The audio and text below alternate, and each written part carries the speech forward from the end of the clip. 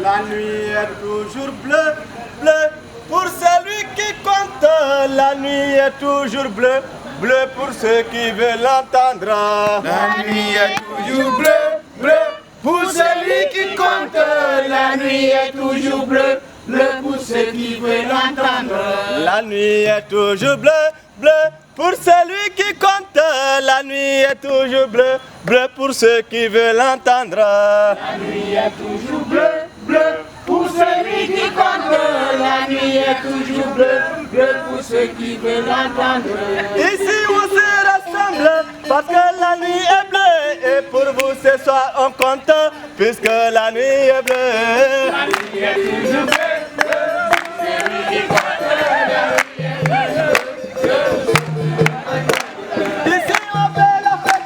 Parce que la nuit est bleue, et pour vous c'est ça on compte, puisque la nuit est bleue. La nuit est toujours bleue, bleue pour celui qui compte. La nuit est toujours bleue. La nuit est toujours bleue, bleue pour celui qui compte. La nuit est toujours bleue, bleue pour ceux qui veulent attendre. La nuit est toujours bleue, bleue pour celui qui compte. La nuit est toujours bleue pour celui qui veut attendre. La nuit est toujours bleue, bleue pour celui qui compte. La nuit est toujours bleue, bleue pour celui qui compte. La nuit est toujours bleue pour celui qui veut attendre. Noble gens, bonsoir. Noble gens, bonsoir. On dit chez moi, quand le feu s'allume, c'est le rendez-vous du donner et du recevoir de sagesse. Voilà pourquoi ce soir, nobles gens, vous allez écouter les histoires, vous allez écouter les proverbes, vous allez chanter et danser avec nous ce soir, mesdames et messieurs.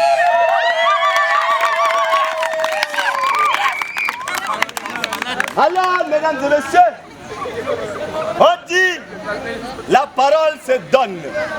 Ce soir, pour ouvrir la soirée de contes, la nuit de contes, ce soir, mesdames et messieurs, j'ai l'honneur de vous présenter le premier conteur qui s'appelle Mbaye Naïdaran Gardoum alias BBJ. Il y avait Ah oui, très longtemps, aha, un roi télé, un tout petit oiseau qui avait son nid sur un rognier. Et dans son nid se trouvaient ses enfants. Et ce rognier était chargé de fruits bien mûrs. Un matin, le roi télé était sorti pour aller à la recherche de quoi nourrir ses enfants. Et c'est en ce moment-là qu'un éléphant qui n'a pas mangé depuis 3 jours était arrivé au hasard sous le rognier. Et en voyant les fruits du rognier, l'éléphant était très content au point où sa première réaction était d'abord de terrasser le rognier. Et quand il terrassa le rognier, il s'est mis à manger. Il s'est mis à manger. Il avait mangé jusqu'à satiété. Et comme le dirait l'autre, quand le ventre est plein, il faut danser. Et alors, notre éléphant, une fois le ventre bien plein, s'était mis à danser. Il avait dansé. Il a dansé. il a dansé à gauche, il a dansé devant, il a dansé derrière. Sans lui se rendre compte, il était en train de massacrer les petits êtres qui étaient tout autour du rognier qu'il avait renversé. Et de là, il avait également massacré les enfants du roi Télé. Et l'éléphant, après avoir fini de danser, il s'en alla. Et le roi Télé qui était revenu ne pouvait pas retrouver son nid. Le roi Télé s'est mis à survoler le coin, à la recherche de son nid, mais ne pouvant rien voir. La mort dans l'âme, le roi Télé était allé se poser sur un arbre, en train de réfléchir, mais où est-ce que j'ai laissé mon nid? Mais où est-ce que j'ai laissé mon nid? Et c'est en ce moment-là que le roi Télé avait écouté les cris du crapaud sous une motte de terre. Et le roi Télé descendit, il fit un effort avec ses petits muscles, il sortit le crapaud. Et le crapaud eut juste le temps de lui dire que c'est le grand frère éléphant qui est la cause de tous ces désastres qui vient de s'abattre sur cet endroit. Et le crapaud mourut. Et le roi Télé avait fouillé partout et a retrouvé les cadavres de ses enfants. Le roi Télé se jura de se venger de l'éléphant. Et alors, notre petit oiseau s'est mis à la recherche de l'éléphant dans la forêt, dans les vallées, mais a fini par trouver l'éléphant qui était couché au bord du fleuve. Le roi Télé était arrivé. Il a pris position sur une branche et il s'est mis à chanter. Éléphant lo aïe, éléphant lo aïe, éléphant lo aïe, babaï tolnganumbo, inge curle, aïe, koularay majelbo. Ce qui voulait dire, éléphant, ce que tu as fait n'est pas du tout bien. Tu as tué mes enfants.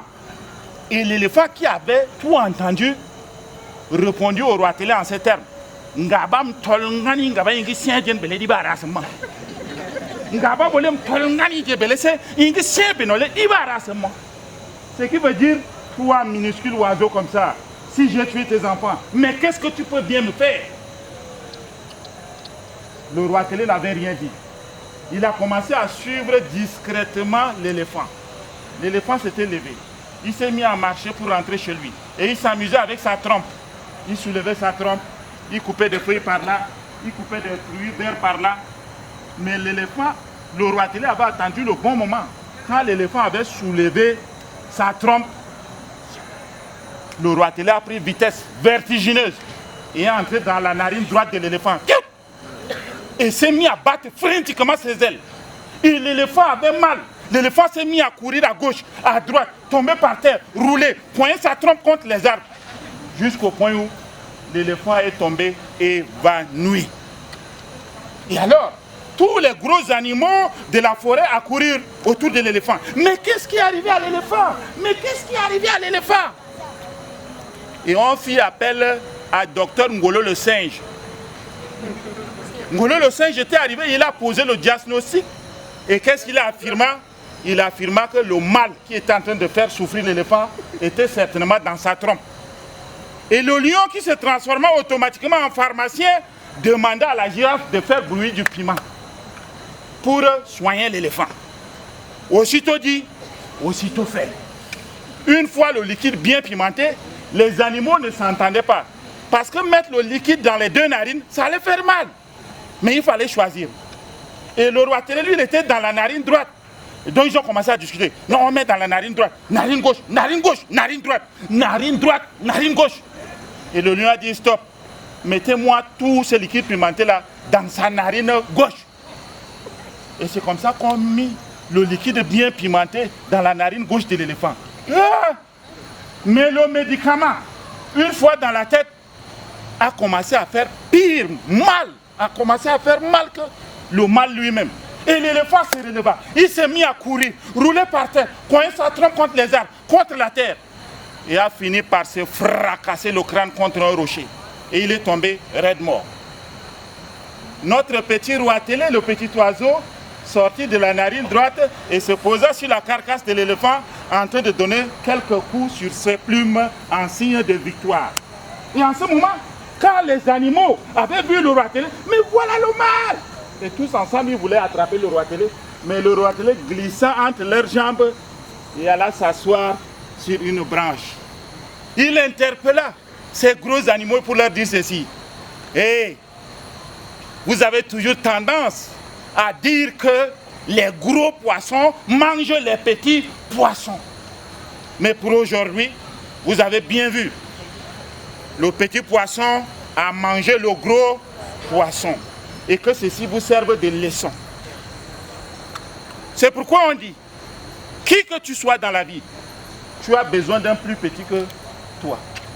Qui que tu sois, tu as toujours besoin de l'autre. Donc dans la vie, nous sommes complémentaires. Il ne s'agit pas que les forts doivent menacer les faibles. À bon entendeur, assalamu alaikum.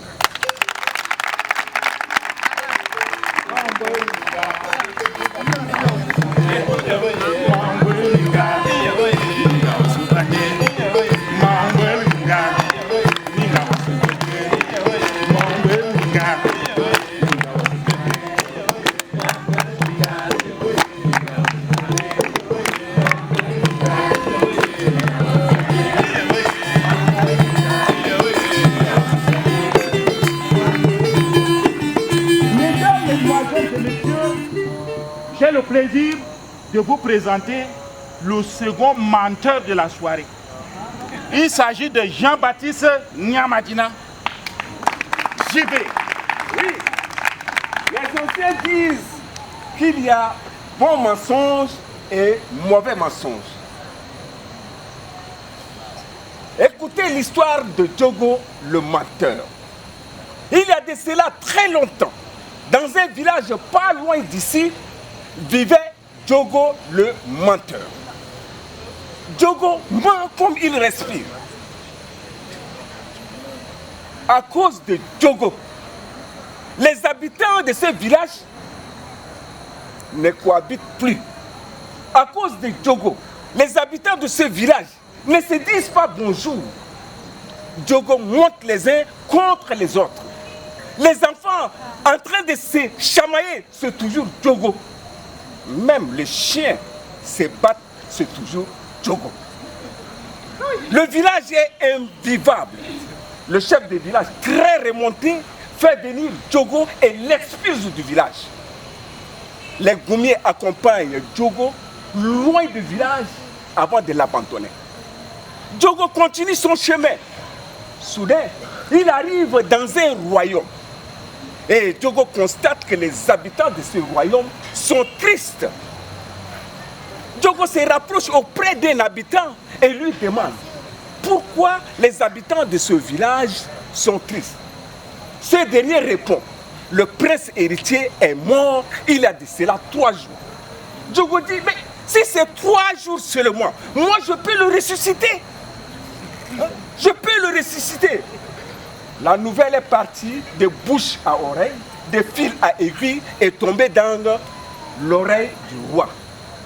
Le roi fait venir Diogo et lui pose la question de savoir, est-ce que tu peux ressusciter le prince héritier? Diogo a dit oui. Si tu ne le ressuscites pas, tu seras zigoué. Diogo a accepté. Les notables accompagnent Diogo sur la tombe du prince héritier. Diogo fait asseoir tous les notables et il se tient debout. Il fait une incantation et il tend l'oreille. Il fait la 2e incantation. Il tend encore l'oreille. 3e incantation. Il tend l'oreille, il fait semblant comme il est en train de causer avec le prince héritier. Et après, il a dit aux notables que ce que j'ai écouté, je veux parler au roi. Pas vous. Et les notables accompagnent Diogo au palais. Arrivé au palais, Diogo demande au roi, je veux te parler seul à seul. Les deux se sont retirés au fond de la case. Et Diogo commence à parler au roi. Il a dit, le prince héritier a accepté de revenir en vie, mais à une condition. Et le roi dit, mais quelles conditions? Il n'a qu'à venir. Moi, je vais égorger les moutons, je vais égorger le bœuf, je vais égorger tout pour que la fête soit bonne. Diogo dit, Majesté, il ne s'agit pas de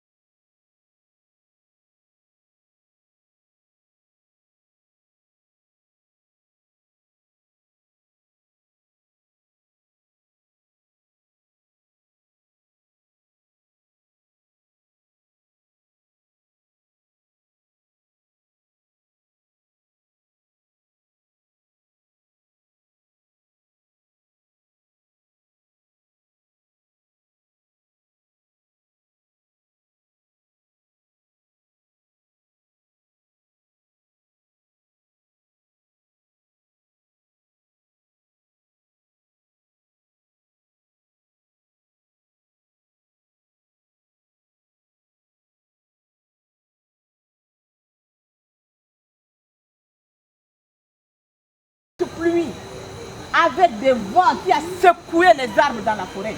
Et la pluie a tué tous les singes qui sont dans la brousse. Il y a seulement un couple de singes qui a réussi à se cacher au creux d'un arbre. Et Dieu qui a vu cela est venu gentiment auprès de l'arbre. S'il te plaît, rends-moi les 2 singes. Et l'arbre, qui est l'acacia, de dire, je ne te donne pas ces 2 singes. Je dis, je ne te donne pas ces 2 singes. Rends-moi les 2 singes. Dieu, tu m'emmerdes, pourquoi? Je t'ai dit que je ne vais pas te remettre les 2 singes. Et d'ailleurs, qu'est-ce que tu vas me faire? Toi, minable acacia, tu me défies, Dieu. À partir d'aujourd'hui, je te maudis. Tu ne boirais plus de mon eau de pluie. C'est pas mieux si je ne bois pas de l'eau de pluie, de ton eau de pluie. Qu'est-ce que cela m'arrive? Et sur le champ, Dieu l'a maudit. L'acacia a perdu ses feuillages. Parce que pendant la saison pluvieuse, l'acacia ne bénéficie pas de l'eau de pluie. Il ne verdit qu'en saison sèche. C'est aussi grâce à l'acacia qu'on a une génération de singes jusqu'à nos jours.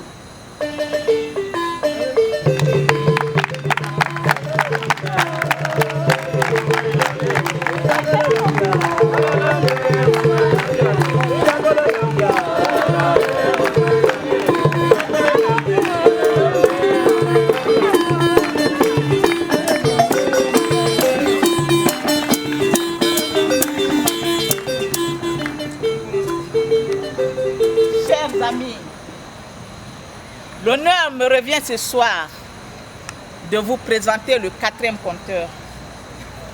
Il s'agit de Banda Samanda. Banda Samanda, c'est mon nom. Comme on dit chez moi, Banda veut dire poisson fumé. Ça veut dire que je ne suis pas poisson fumé.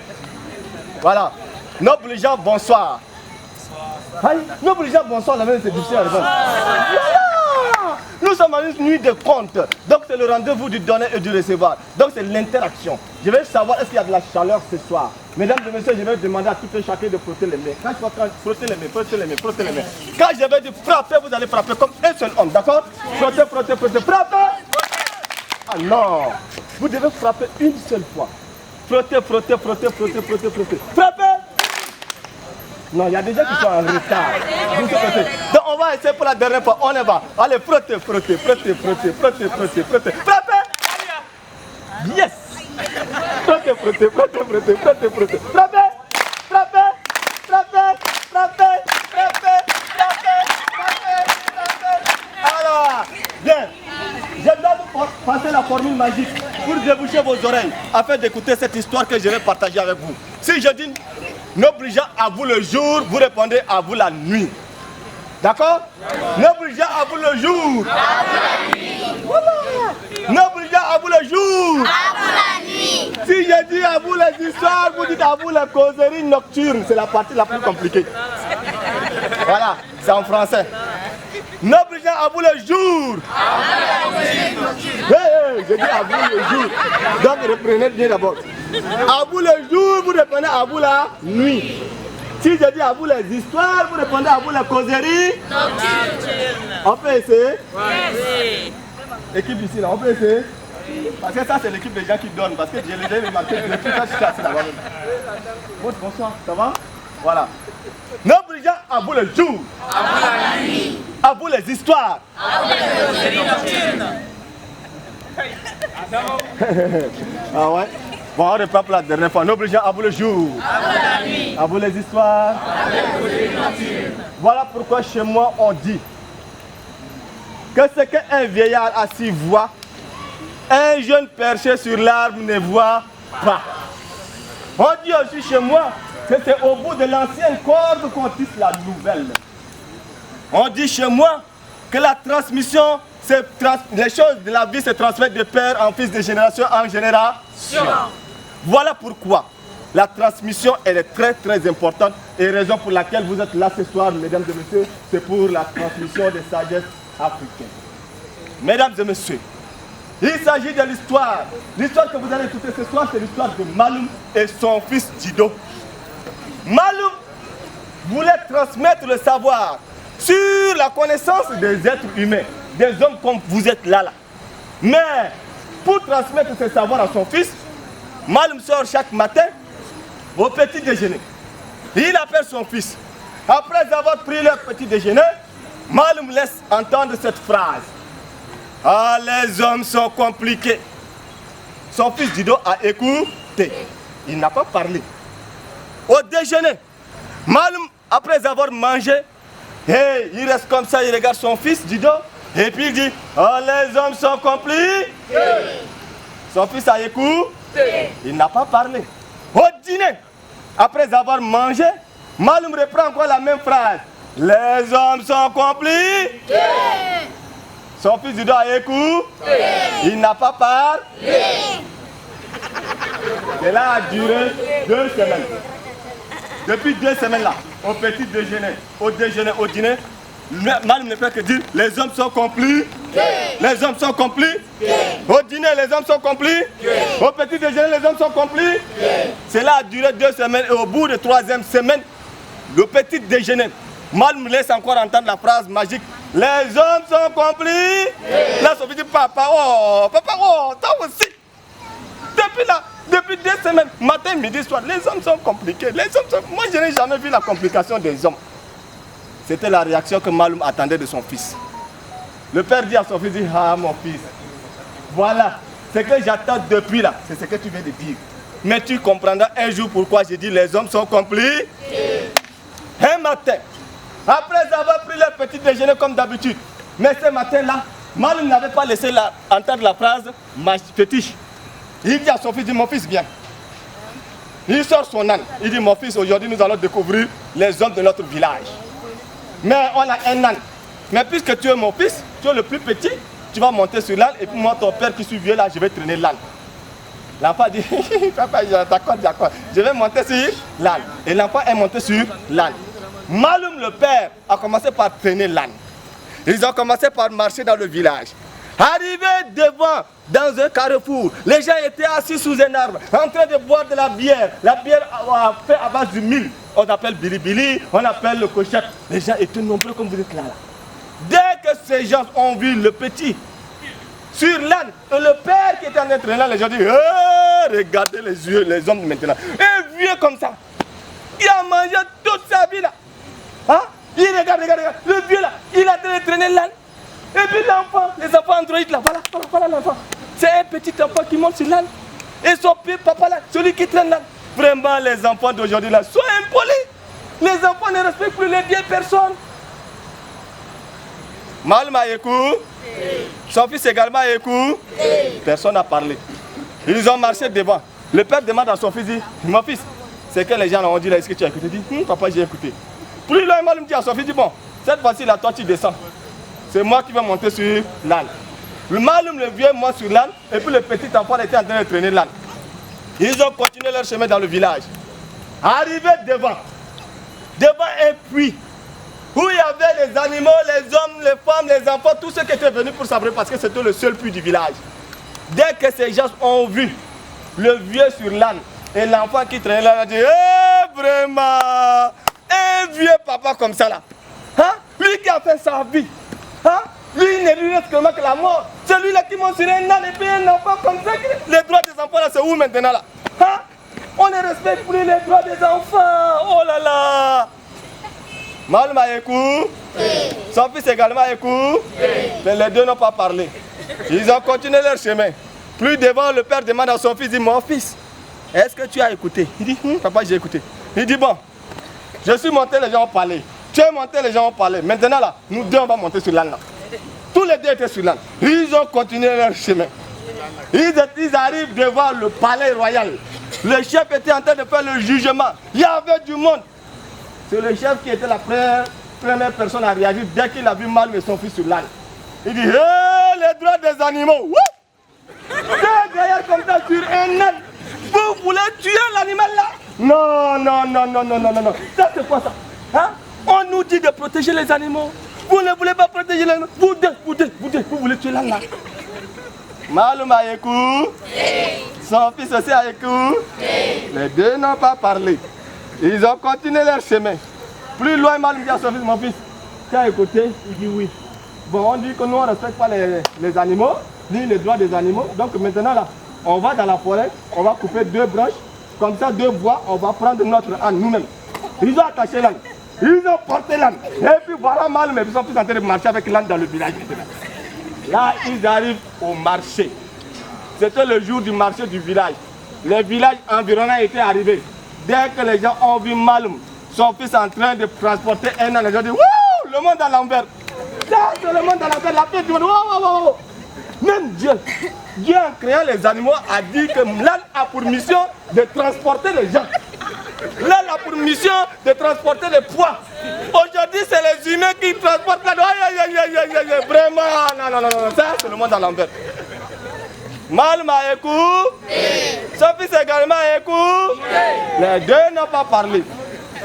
Arrivé devant, le père demande à son fils comme d'habitude. Mon fils, tiens, il dit papa, ça va, j'ai écouté. Vraiment, les hommes sont compris. Le père a dit, ah, mon fils, tu as compris que les hommes sont compliqués, n'est-ce pas? Bon, là, il y a quelqu'un pour mettre un peu le truc là ici, parce que là, j'ai l'impression que les enfants, tout ça va? Ça va? Ça va? Ça vous dérange pas? C'est la nuit du compte, c'est les bois de chauve, c'est ça qui nous nourrit, d'accord? Voilà. Donc, Malum a dit à son fils, il dit, là, c'est notre âne. C'est nous qui avons acheté ça. Donc on va monter, on va rentrer chez nous. Arrivé à la maison, au dîner, Malum s'assoit. Il regarde son fils dans les yeux. Il dit à son fils, mon fils, tu as compris que les hommes sont compris. Mais voilà mon conseil en tant que père. Dans la ville, quoi que tu vas faire, tu trouveras les gens qui vont critiquer. Tu fais bien, tu auras des gens qui vont critiquer. Tu fais mauvais, les gens vont critiquer. Mais sache une chose, mon fils. Si tu veux faire quelque chose et que ton cœur te dit que ce que tu vas faire est bien, fais-le. Parce que n'écoute pas les hommes, parce que les hommes sont complices.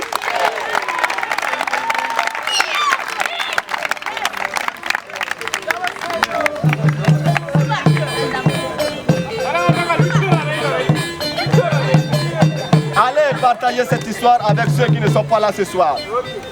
Car les hommes sont complices.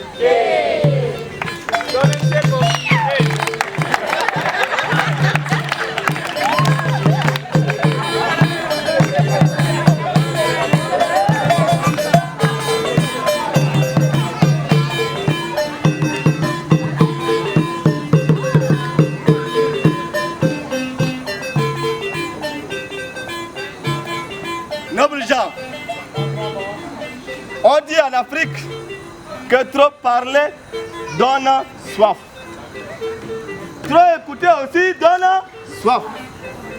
Et comme je vous ai dit au départ, c'est le rendez-vous du donner et du recevoir. Ce soir, nous allons partager ce moment fort avec vous. Car le moment du partage est arrivé. Je vais vous inviter en tant que public, l'auditoire qui est là ce soir, mesdames et messieurs, à vous joindre à nous compteurs pour goûter à la saveur, aux bières des milles traditionnelles. Alors, mesdames et messieurs, c'est la première partie. Mais vous et nous, s'il vous plaît, Bon, si je dis Hurdjay, vous dites Jay, d'accord? Hurdjay. Quand on dit Jay, là, on ne parle plus. D'accord? Hurdjay. Qui a parlé? On ne parle plus. Hurdjay. Qui a parlé encore? Quand on dit Jay, là, on ne parle plus. Hurdjay. Qui a parlé? Bien. Si vous ne voulez pas, continuez par parler et puis nous-mêmes on va repartir avec ce que voilà.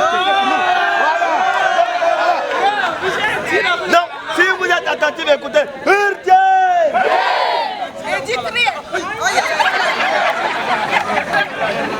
Voilà quelqu'un qui veut corriger dans le silence. Elle dit ne dites rien. Pendant que tout le monde a fait tout là, c'est elle qui a dit. Bon. Voilà le pacte que je vais signer avec vous ce soir. Pour entamer la deuxième partie de notre spectacle, vous allez vous joindre à nous.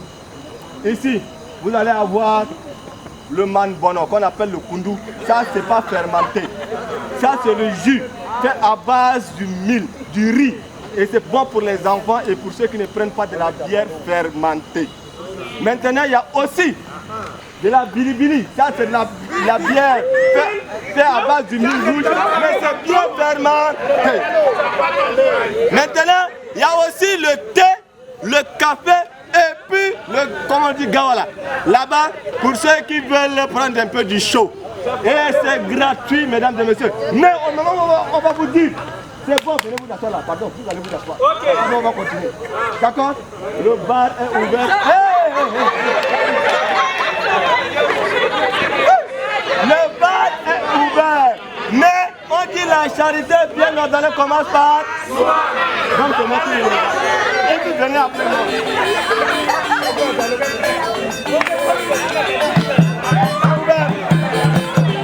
Et moi encore.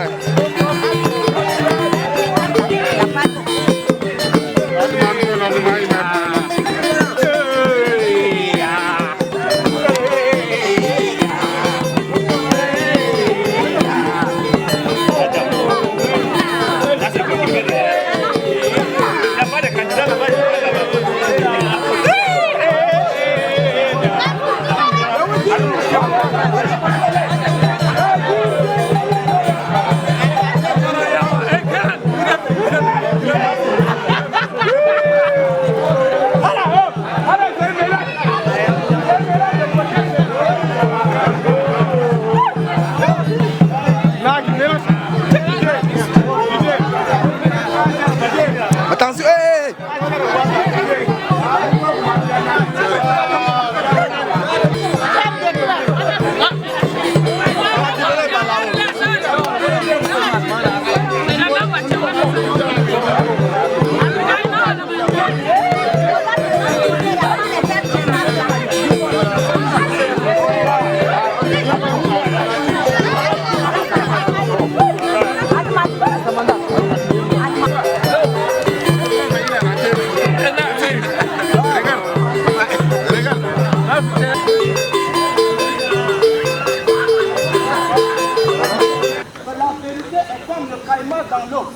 Celui-ci a dû se cacher, mais quand le fleuve tarit, on finit toujours par apercevoir longtemps.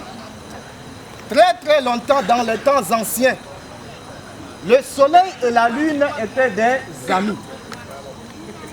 Ils apparaissaient à l'est chaque matin pour se coucher tous les soirs à l'ouest. N'est-ce pas beau? Les animaux, eux aussi, vivaient ensemble en harmonie, comme frères et sœurs dans la brousse et dans la forêt.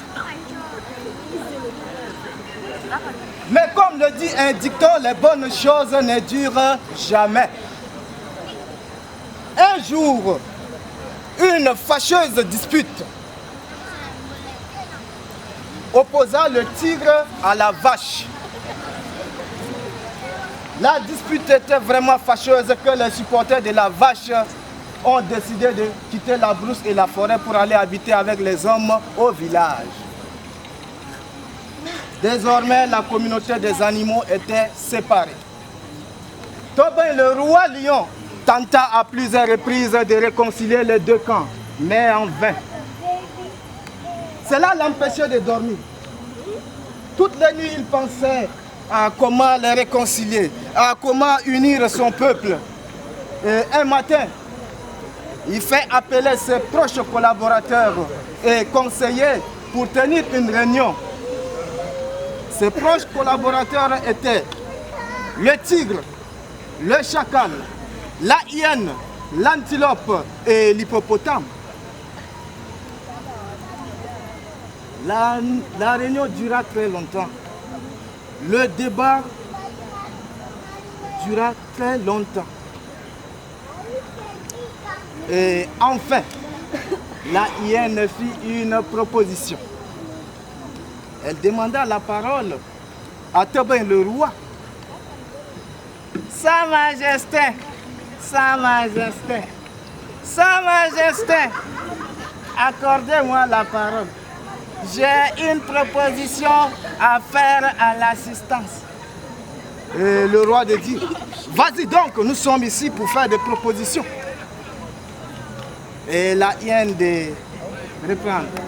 Sa Majesté, un jour, je fis un tour dans le village des hommes et je m'aperçus que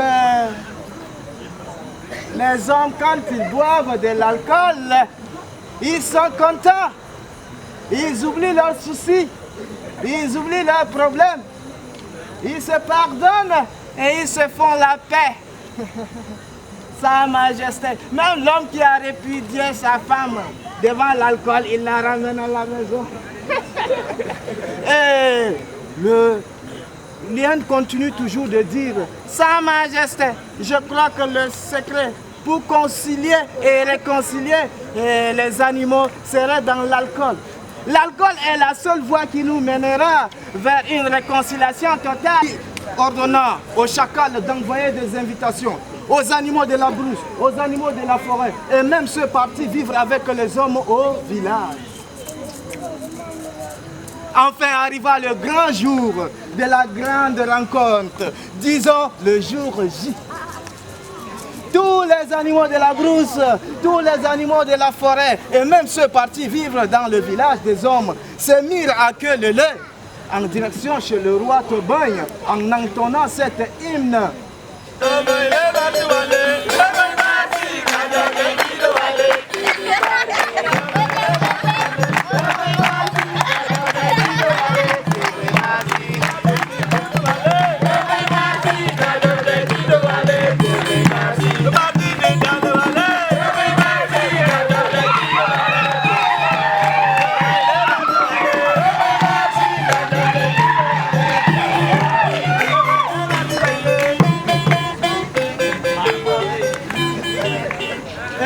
Sur ce rythme qu'ils arrivèrent tous dans la cour de Tobin le roi lion. L'ambiance continuait, mais un notable se leva et dit « Stop !» Il faut que le roi dise son mot de bienvenue. Le roi lion se leva, il se dressa, il redressa sa couronne et dit « Mon peuple, peuple des animaux, remarquez qu'il y a de cela de belles lunettes et de lustres que nous sommes divisés. Et un peuple divisé est un peuple faible. Un peuple faible est un peuple assujetti au danger et à la barbarie de la race humaine. Nous devons nous unir. Nous devons devenir comme un seul homme et nous dirons un pour tous, tous pour un. Un pour tous, tous pour un. Un pour tous, tous pour un. C'est comme ça. Oui, nous deviendrons forts. Et tous les animaux se mirent à applaudir le grand discours du roi lion. Il dit aussi, pour cette réconciliation, je nous ai fait préparer de l'alcool en quantité. Et figurez-vous, en ces temps-là, tous les animaux ne mangèrent que de l'herbe. Il n'y avait pas de carnivores, il n'y avait pas... Non, il n'y avait pas. Tous les animaux ne se nourrissaient que de l'herbe. Oui.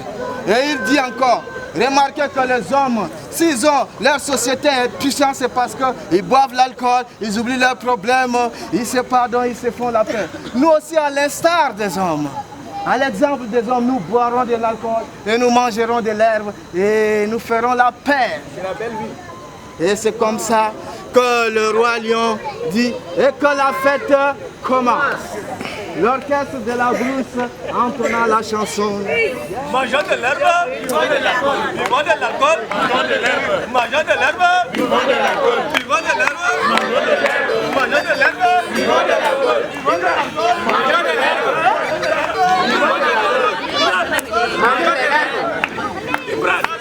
C'est ainsi que ça durait. Ils mangèrent de l'herbe et ils burent de l'alcool. Ils mangèrent de l'herbe et ils burent de l'alcool. L'ambiance continuait toujours, bien sûr. L'ambiance atteignit son point culminant. Et tous les animaux commencèrent à danser sous un élan titubant sous l'effet de l'alcool.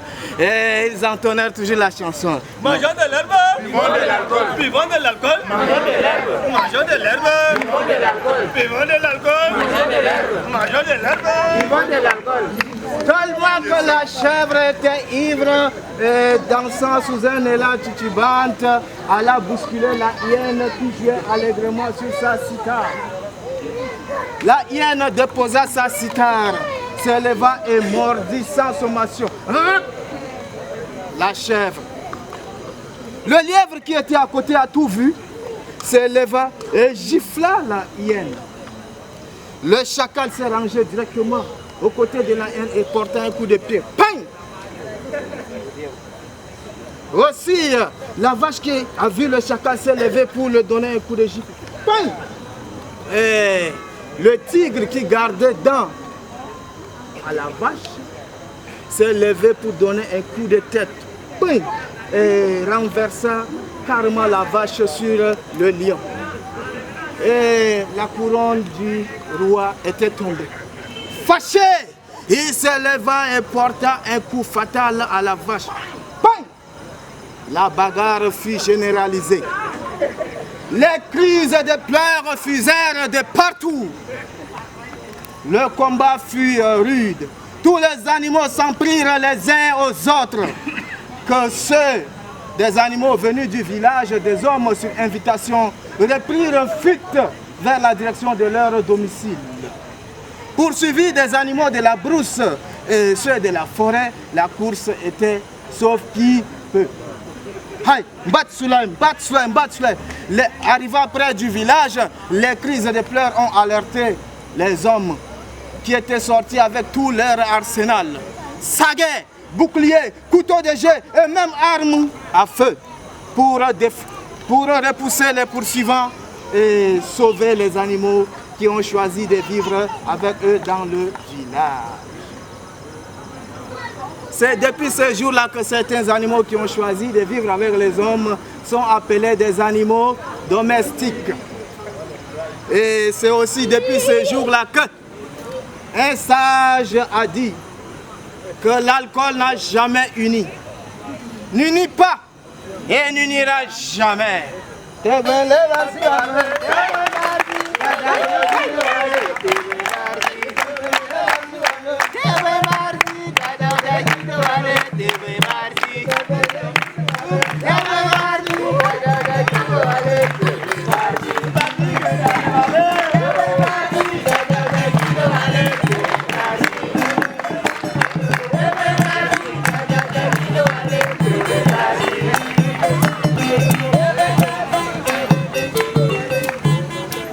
Chers amis, j'ai l'honneur de vous présenter la conteuse Adeline. Dans un village très lointain vivait le coq et la pintade. Le coq et la pintade étaient des très bons amis. Ils faisaient tout ensemble. Ils mangeaient ensemble. Ils buvaient ensemble et riaient ensemble. Mais ils se sont rendus compte qu'il leur manquait une chose. Et cette chose, c'est l'âme sœur. Une femme, une compagne. Et dans le village où ils vivaient, il n'y avait pas de femme. Il faut aller dans le village voisin pour trouver une femme. Et pour aller aussi dans ce village voisin, il faut traverser un fleuve. La pintade le coq, le jour où ils ont décidé de traverser le fleuve, il n'y avait pas de fleuve. La Pintade proposa au coq de traverser le fleuve en volant. La Pintade a reculé. Elle est en train de prendre son élan. Elle bat les ailes. Et puis, elle s'est retrouvée sur l'autre rive. Et le coq aussi voulait en faire autant. Il recule. Il prend l'élan. Il s'élève et il retombe tout près là. Il essaye une fois, une deuxième fois et troisième fois, tout fâché, le coq se jette dans l'eau. Il nagea, il nagea, il nagea jusqu'à l'autre rive. Avez-vous déjà vu un coq bien trempé dans l'eau? Tout vilain, chétif, tchingring comme ça. Et la Pintade a commencé déjà par se moquer de son ami le coq. Et le coq se fâcha. Mais la Pintade temporisait la situation. Et après, c'est dans cette tenue-là qu'ils ont continué le chemin jusqu'à la demeure du chef. Et en les voyant venir, le chef a envoyé ses boumiers. Les boumiers. Vous connaissez les boumiers, donc? Le chef a envoyé les boumiers et les boumiers sont arrivés. Voyant la Pintade, tout beau, joli, dans sa tenue, ils ont dit oui, la Pintade peut entrer. Mais le coq tout vilain, il dit non, non, non, on n'entre pas dans le demeure du chef, tout délabré. Et la Pintade est revenue encore négocier pour son ami en disant qu'ils étaient là. Et ils ont fait le chemin ensemble et ils doivent arriver chez le chef ensemble. Et une fois savoir les introduire chez le chef, les notables ont très bien accueilli la Pintade en leur donnant à manger, à boire, et c'est le reste on prend. On donne au coq qui est abandonné sur le sol là-bas. Maintenant, le chef s'approche et dit, mais que leur vaut l'honneur, que lui vaut l'honneur de cette visite? Et le coq se précipita, il dit, oui chef, nous sommes à la recherche d'une femme. Et le notable dit, vilain, tais-toi. Et la Pintade se redressa et dit, oui, chef, nous sommes venus pour chercher une femme. Et le roi répond, c'est très facile dans ce village d'avoir une femme. Il faut savoir chanter et faire danser la population. Et aussitôt dit, le roi envoya un crieur public pour annoncer et appeler les musiciens, les chanteurs, toute la population à la place publique. Et comme toujours, l'honneur est donné à la Pintade. La Pintade se redressa et il entonne une chanson vraiment moqueur. Pour lui, c'est lui déjà le vainqueur. Donc, il dit, mais le coq qui est là est bien salé pour être une sauce. Écoutez la chanson. Kendara Katanjanda, Kendara Katanjanda, Kendara Katanjanda, Kendara Katanjanda, Kendara Katanjanda.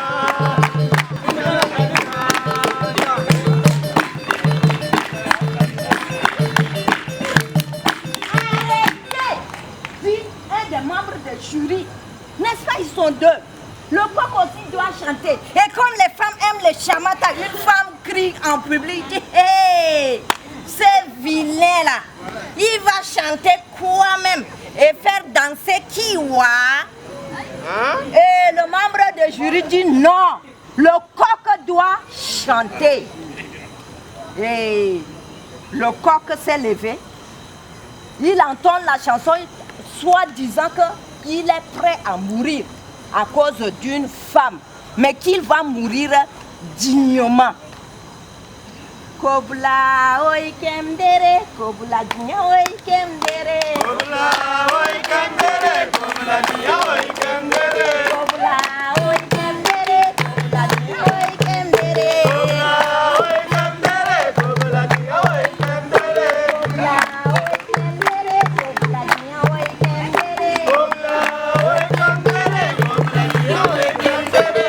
Kobla oi kemdere, kobla dinya oi kemdere.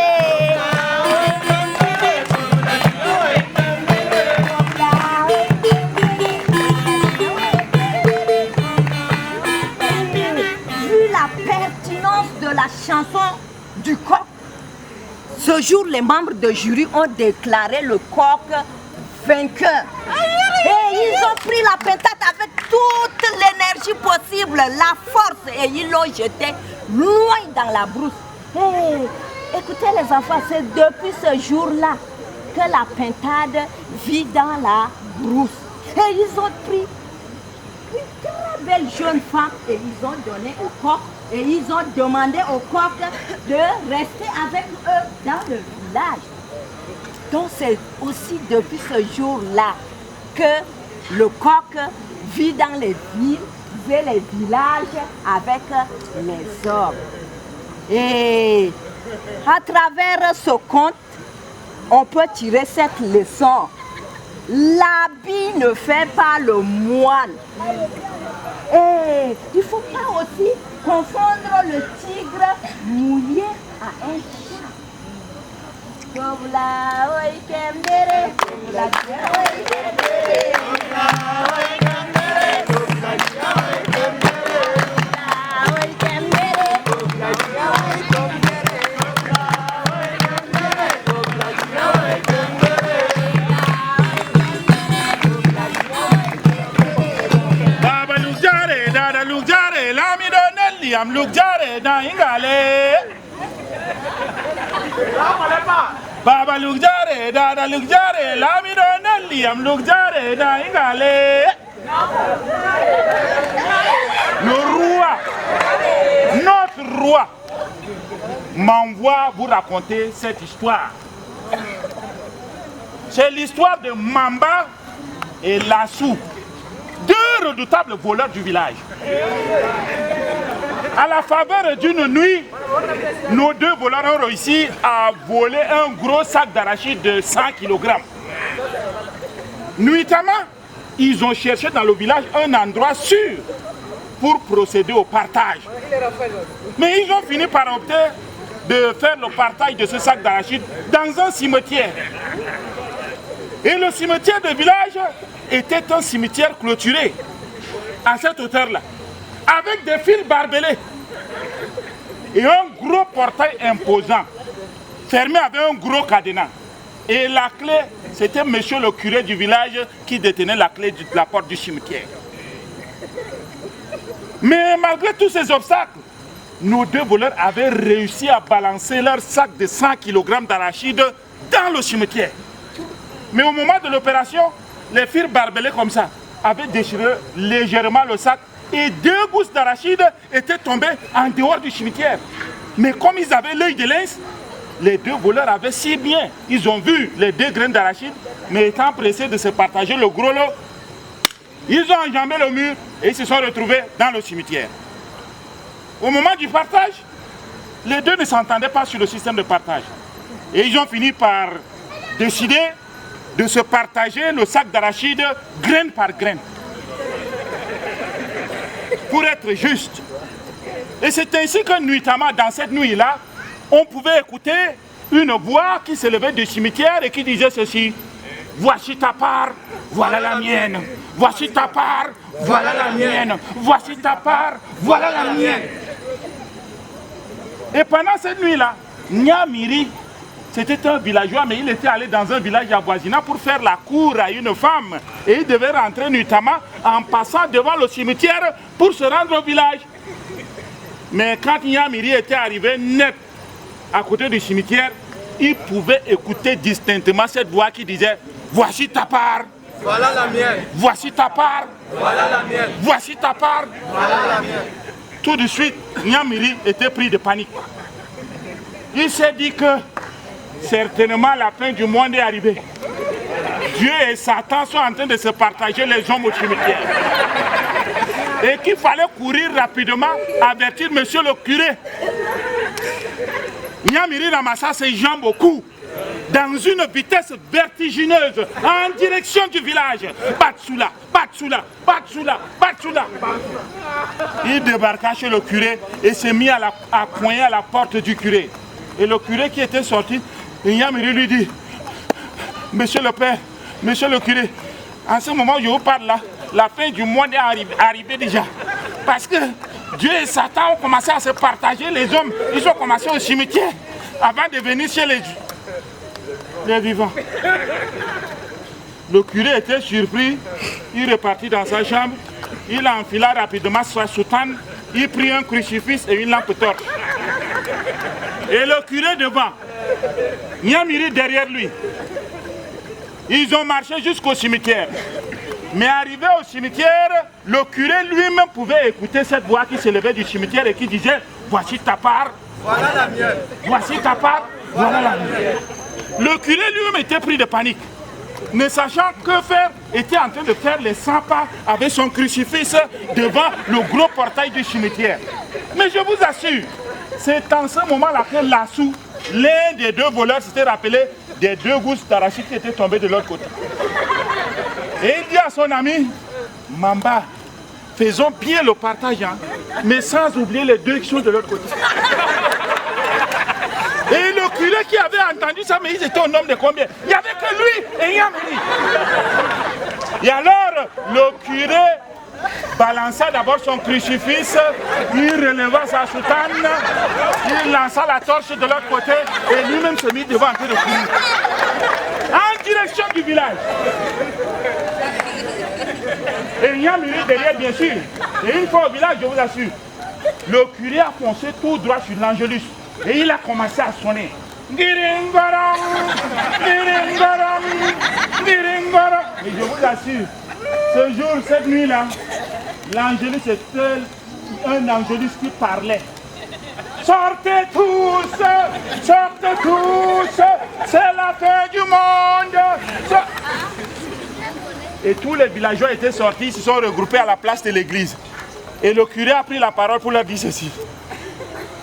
Mes chers frères et sœurs, en ce moment où je vous parle, la fin du monde est déjà arrivée. Parce que Dieu et Satan ont commencé à se partager les morts au cimetière. Et dans peu de temps, ce serait notre tour.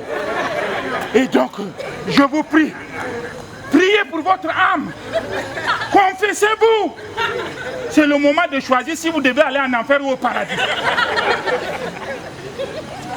Et les villageois qui étaient là, au lieu de prier et se confesser, il y a certains qui étaient là en train de pleurer leur compte en banque. D'autres qui étaient là, qui étaient en train de pleurer leur projet de mariage. D'autres qui. Et ils ont pleuré jusqu'au matin. Et quand il a commencé à faire jour, je vous assure, le jour, le soleil s'était levé toujours à l'est. C'est ainsi que les gens s'en prirent au curé. Et le curé dit, mais c'est pas moi, c'est au cimetière, allons-y. Le curé a pris sa clé. Et lui, devant Yamiri, derrière, et toute la population derrière, ils sont allés en direction du cimetière. Mais je vous assure, de l'autre côté du cimetière, il faisait jour, mais on écoutait toujours « Voici ta part, voici ta part, voici ta part ». Et le curé avait ouvert le portail. Et dès qu'ils ont ouvert le portail, qu'est-ce qu'ils ont constaté? Mais c'était Mamba et Lassou qui étaient assis devant deux tas d'arachide. Et les deux, en voyant la population venir, ils ont eu le temps seulement de traverser le mur de l'autre côté et de continuer leur route. C'est pour vous dire que la fin du monde là, personne ne sait à quand la fin du monde. Seul, peut-être Dieu le Père le sait. Et si jamais quelqu'un vous demandait, mais c'est quand la fin du monde, eh bien, dites-lui que c'était hier.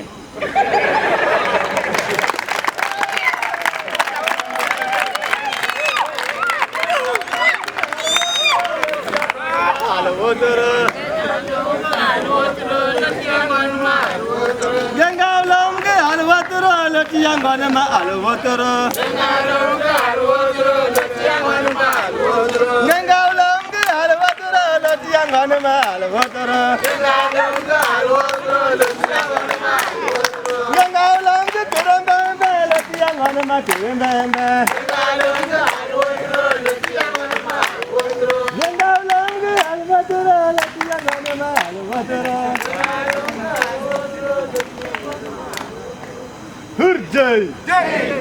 L'histoire que je vais conter ce soir, mesdames et messieurs, demande votre attention, car c'est un conte à énigme.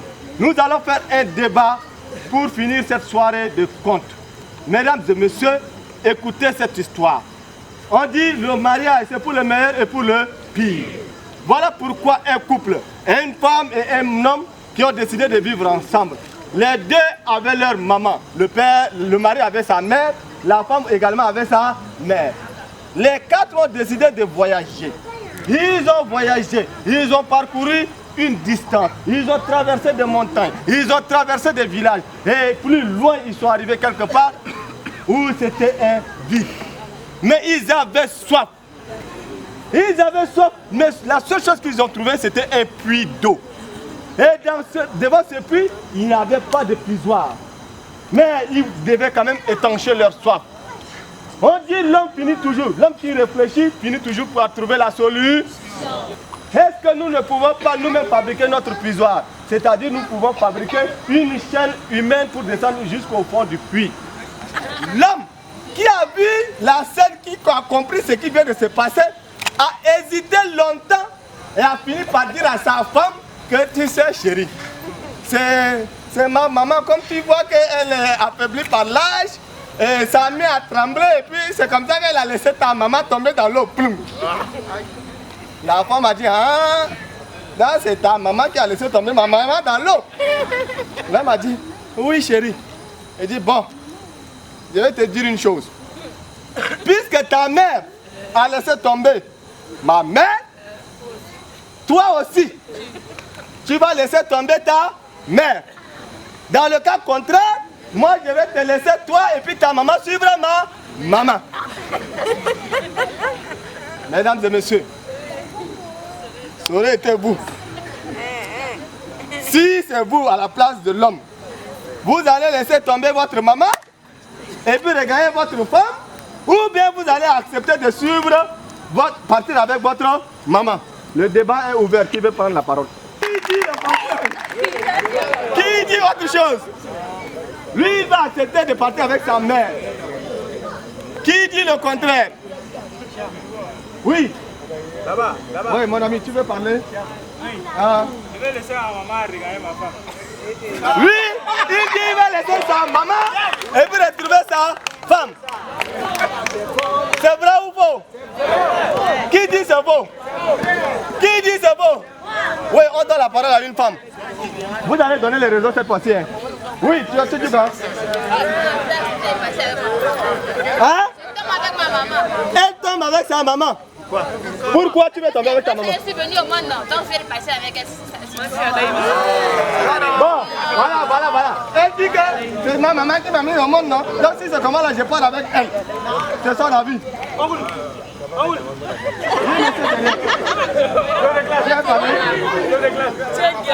Hein?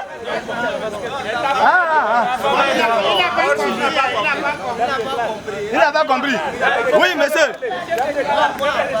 Ouais, parce que je ne peux pas laisser l'autre là tomber, ma maman, parce qu'elle était déjà âgée et c'était l'autre là, ses mains étaient faibles quoi. Donc c'est une erreur, donc je ne peux pas laisser tomber ma maman quoi. Donc si elle pense qu'elle doit me laisser, elle va me laisser partir avec ma maman. Merci papa. Donc lui, il tombe avec ta maman. Oui.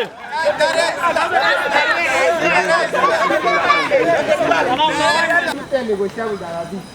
Et on parle de dialogue. Il n'y a pas de négociation. C'est ça ou c'est pas ça? Et on discute du problème. On va trouver une solution.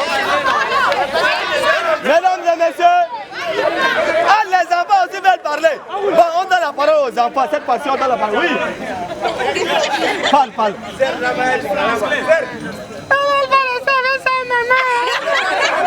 Ok. Oui, monsieur derrière. S'il vous plaît, s'il vous plaît. Uniquement prouvé, je pense que je dois rester avec ma femme parce que l'homme quittera son père et sa mère.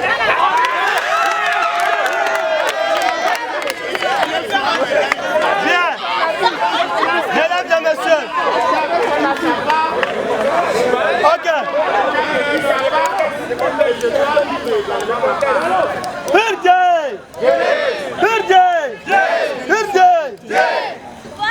Ok. Une personne qui veut parler, c'est qui? Chef de classe, tu veux parler? Oui, tu veux parler? Bien. Ok, mesdames et messieurs, on va sur ce. Je vous présente Firmin, le balafoniste. Je vous présente David qui nous accompagne au tam-tam. Et comme on n'arrive pas à trouver la solution à cette histoire, on se redonne rendez-vous à la nuit du compte prochain avec la réponse. Cette fois-ci, le bar est ouvert pour vous. Et puis on se dit au revoir, on remercie l'Institut français, on remercie les techniciens, on vous remercie vous qui avez fait le déplacement. Et puis c'est sur les notes de tam-tam et de rap que vous allez vous servir. Mesdames et messieurs, merci et bonne soirée. On reste chez vous.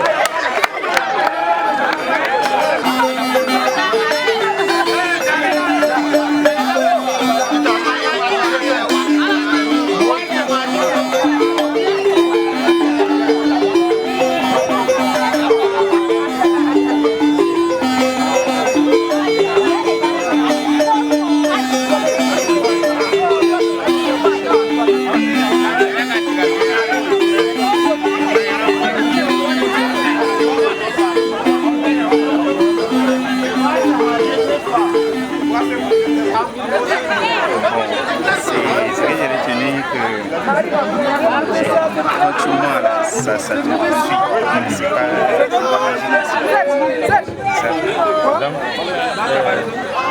tu vas jamais mentir de toute ta vie. Hein. Bon, parfois, d'autres mensonges là, ça résout aussi des problèmes. Oui. Finalement, tu ne dois pas mentir. Ok. C'est ça. Okay. Tu as retenu, tu vas leur dire quoi? Ils ont chanté seulement. Ils ont chanté seulement? Oui. C'est bon comme ça. Ah non, ça c'est un comédien. Oui. Bon, on va prendre les gens. Ouais. Hey, donc vous avez de parler. Pas de parler. Vous avez de parler. Oui. Qu'est-ce que vous avez tenu du compte? Quel compte? Mais la soirée qui vient de finir là. La soirée. Bon, il y avait beaucoup de choses, quoi. C'est difficile de ouais, oui, c'est quoi? Bon, ce qui me vient en première question, c'est qu'on a parlé de genre la vie, de nous apprendre à voir la vie, que l'homme est compliqué, genre tout ce que tu fais, tout ce que tu peux entreprendre, il y aura toujours des critiques, il y aura toujours des gens qui vont parler mauvais de ça.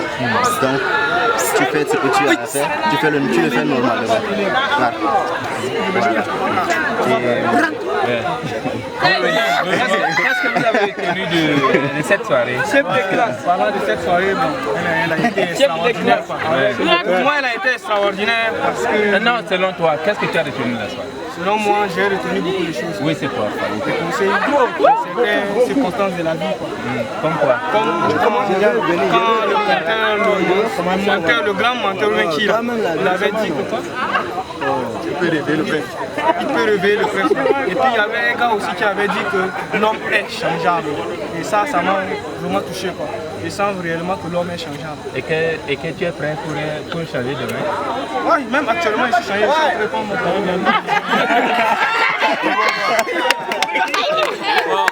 Moi j'avais appris quelque chose de très important au moment du compte. Notre compteur avait dit que quelle qu'en soit la personnalité de la personne, qu'il soit petit ou qu'il soit grand, on a tous besoin des uns et des autres pour grandir et pour fonder quelque chose de grand. Il ne faut jamais négliger quelqu'un.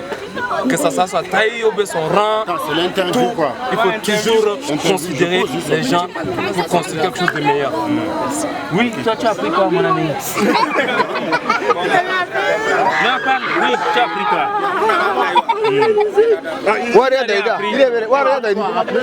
Toi tu as appris quoi? Au fait, moi, ce que j'ai appris en conclusion direct, que l'alcool est l'ennemi de l'homme. Bien sûr que l'alcool gère l'homme au moment où quand il mange. Mais j'ai compris qu'à la fin, quand l'homme prend de l'alcool, ça lui pousse encore de boire encore de plus, mais à la fin, ça finit mal. Donc, c'est préférable que l'homme laisse l'alcool. C'est ce que j'ai compris. Mais tu as une calebasse en main. Oui, mais pourquoi, comme j'ai déjà commencé, il faut... Non, c'est pas pour ça. J'ai déjà commencé. C'est à travers ce que j'ai appris là, c'est avec le temps, je dois laisser ça. Très bien. Non, en fait, ce que moi j'ai appris est qu'on ne doit pas négliger quelqu'un dans la vie, quelle que soit sa situation, quel que soit son rang social, quelle que soit sa taille, quel que soit son niveau d'études. On ne doit pas négliger.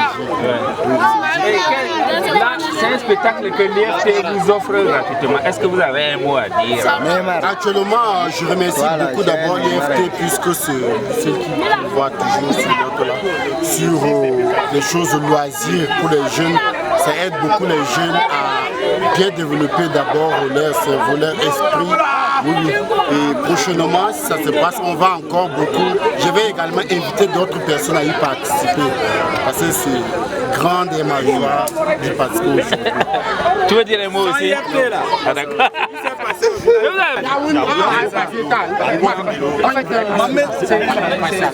C'est une bonne initiative. Mais du moment où elle est juste il y a beaucoup qui ne bénéficient pas. Si seulement l'Institut peut un peu réfléchir, un peu étendre leur activité culturelle, aller au moins dans les provinces, en fait que nos jeunes, d'autres jeunes puissent bénéficier de cela, ce serait vraiment un plaisir. Parce qu'au fur et à mesure, pendant cela, il y a beaucoup de concepts qui sont, il y a beaucoup de choses qui les gens bénéficient. Vous voyez, il y a des familles avec des enfants qui viennent, les parents qui viennent avec des enfants. Et ça fait vraiment que beaucoup apprennent ça. Nous demandons s'ils peuvent encore grandir, aller vers les provinces, même pourquoi pas dans les villages, essayer de compter ça pour que tout le monde en bénéficie. C'est ce que je voulais apporter. Merci. Merci beaucoup aussi pour cette occasion. Je pense que nous avons beaucoup bénéficié des choses parce qu'en ville, c'est difficile de voir certaines choses. Dans des proverbes, dans des contes, voilà, nous avons reçu certains contes que nous n'avons pas eu la chance de voir d'ailleurs. Alors, pour ces questions de respect des personnalités de chacun et chacune, et il y a beaucoup de choses que j'ai appris ici, donc je remercie beaucoup l'IFT et je demande beaucoup de courage aussi qui se donne de faire encore davantage parce que là, vraiment c'est intéressant pour les jeunes qui n'ont pas été ou bien qui n'ont pas gagné beaucoup d'expérience au village pour comprendre certaines choses, mais ici à l'IFT, on a eu la chance de voir ces choses et comprendre la finalité de ce qui se passe dans la vie sociale. Donc vraiment je remercie l'IFT pour cela et je les encourage d'aller encore. Merci.